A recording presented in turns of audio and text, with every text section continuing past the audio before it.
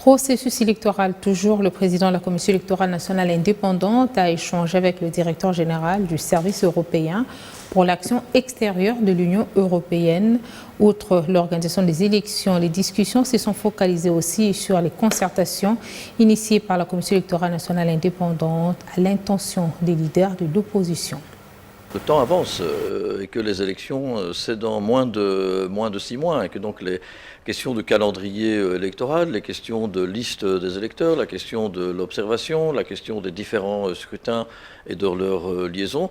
Donc ce sont des questions récurrentes mais qui prennent une acuité différente au fur et à mesure où le temps avance. Donc ce sont ces éléments dont nous avons parlé brièvement avec le président de la CENI. Il nous a en tout cas, et c'est certainement un élément très important, rassuré sur la tenue du calendrier électoral et aussi sur, je dirais, le souci d'inclusivité par le fait qu'il reçoit à son invitation des leaders de l'opposition pour discuter des questions, des contentieux qui pourraient encore subsister.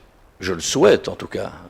Ce que je pense n'a pas beaucoup d'importance, mais je souhaite que ce soit de bon augure et que les élections puissent avoir lieu dans les délais, mais surtout qu'elles soient bonnes, qu'elles soient libres, transparentes et inclusives, comme le veut la formule consacrée, tout en se rappelant qu'on parle bien d'un processus électoral et que finalement le jour du scrutin, c'est un moment dans un processus électoral qui dure en fait tout le temps.